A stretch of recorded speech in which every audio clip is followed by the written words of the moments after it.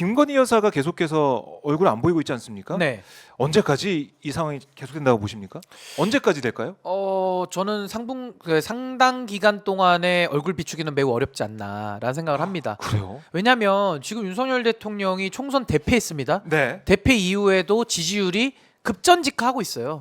이게 그 지지율 23%라는 것, 특히 TK에서 11%가 빠졌다라는 것은 네. 지지율 중에서도 산토끼보다는 집토끼가 완전 와해되고 있다는 거거든요. 거기다가 더 심각한 것은 탄핵 대선 때 홍준표 당시 자유한국당 후보가 얻었던 지지율이 딱 24%입니다.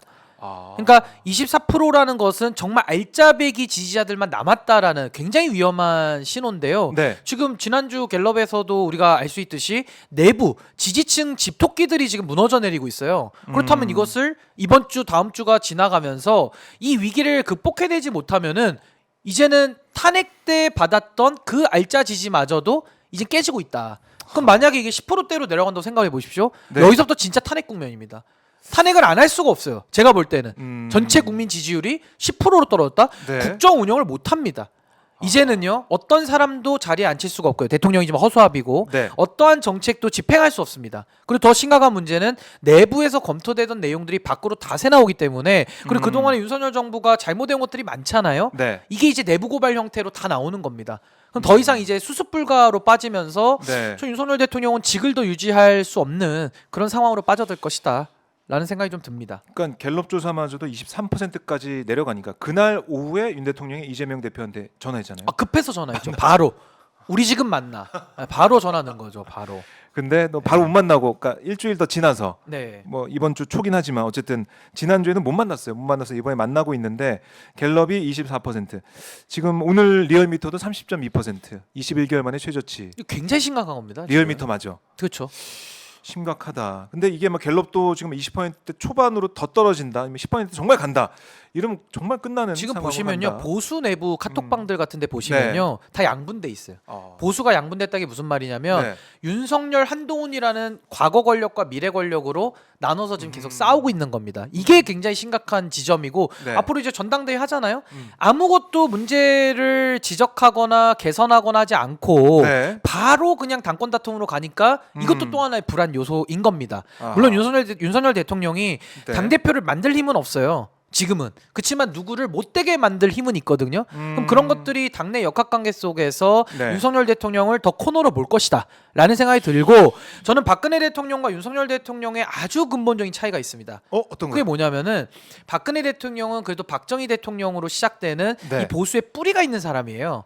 그래서 보수 내부에서 나름대로의 콘크리트 지지율을 네. 가지고 있던 사람인데 윤석열 대통령은 문재인 정권에서 검찰총장 하다가 넘어왔기 때문에 당내 기반이 없는 겁니다. 솔직히 윤석열 대통령한테 아부하고 그동안 아첨했던 사람들은 뭐 자리나 하나 얻을까? 네. 뭐 그 권력에 기생해가지고 자신의 정치적인 그런 운명을 연장하려던 사람들인데 네. 이제 대통령이 쓸모없어진다? 다 도망가는 겁니다. 그래서 저는 박근혜 대통령은 기반이 있었던 사람이고 윤 대통령은 기반이 없는 사람이기 때문에 지지율이 같이 빠지고 있는데 이거는 탄핵 때보다 박근혜 대통령 탄핵 때보다 더 위험한 상황이다. 이걸 본인이 인정을 해야 된다고 저는 생각을 합니다. 그래요. 정말 그걸 인정해서 오늘 영수회담을 진행하고 있을지 이건 결과 보면 알 것 같고 얼마나 심각하게 받아들이고 있는지는 봐야 될 것 같은데 갤럽에서 1%가 올랐네? 괜찮네? 이렇게 생각할 수도 있을 것 같다. 뭐 행복 회로죠. 네, 근데 지금 오늘 영수회담을 네. 오늘 이 시간에까지만 제가 네. 볼 때는 윤석열 대통령 바뀐 거 하나도 없습니다. 그냥 바뀌는 쇼, 바뀌는 태세, 바뀌는 연기만 했지 바뀐 건 없습니다. 왜냐하면 본질은 윤석열이기 때문에 아하. 윤석열 개인이 안 바뀌는 한은 절대 변화는 없다. 비서실장을 100번 바꿔보십시오. 총리를 100번 바꿔보십시오. 그렇죠. 김건희 상수가 살아있는 한 윤석열 개인이 바뀌지 않는 한 네. 저는 변화는 없다. 그러면 변화 안 되는 상황 속에서 이대로 계속 간다고요? 그럼 지지층은 다 없어지고 있는데 전 앞으로 버틸 재간이 없다. 버틸 수가 없다라고 그래요. 봅니다. 바뀌지 않았을 것이다라고 예측을 해주셨는데 이렇게 되면 조기 대선 할 수밖에 없죠. 뭐 조기 그것이 대선. 하야의 형태든 탄핵의 형태든 사임의 형태든 뭐가 됐든지 간에 결국에는 뭐 대통령이라는 직을 유지하기 어려운 네. 그런 상황으로 가지 않겠나. 이대로 간다면은. 이대로 전 그렇게 냉정하게 봐야 된다고 봅니다. 그러니까 대통령실에서는 그런 것 같아요. 윤 대통령 입장에서도 만나면 어쨌든 그게 내가 변화하는 모습 아니냐. 만나면은 뭔가 조금 달라질 수 있을 거다. 반등할 수 있는 모멘텀이 되지 않을까 싶었는데 국민들 대다수는 만나는 걸로는 안 된다. 제대로 바뀐 모습을 보여줘라 이거 아니겠습니까? 좀 간극이 있는 것 같아요. 아니 대통령실 뭐 쪽 분위기랑. 김치찌개 먹고 빈대떡 추가하면은 소통이 더 잘 되는 겁니까? 족발까지. 소통 안 되면 족발 추가하면은 뭐 갑자기 뭐 소통이 잘 됩니까? 그러니까 이거는 뭐냐면은 소통, 정치, 네. 본질을 우리가 말하고 있는데 전혀 비본질적인 걸로 본질을 때우려고 하는 거예요. 음.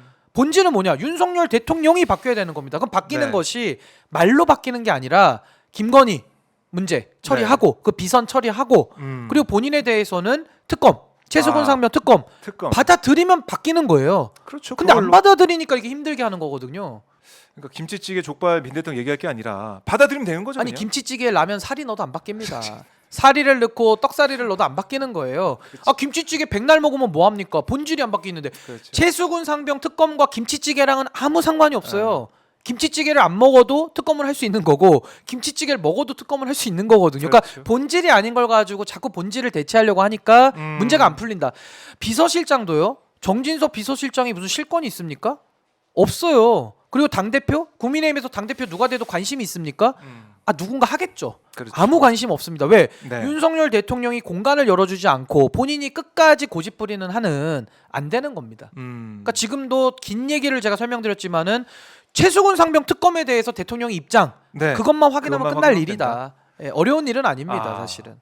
오히려 보면은 좀 단순하게 우리가 극명하게 확인할 수 있는 부분이네요. 최병 특검법 어떻게 할 거냐 거기에 대해서 입장을 좀 내놔라 이렇게 말씀하셨는데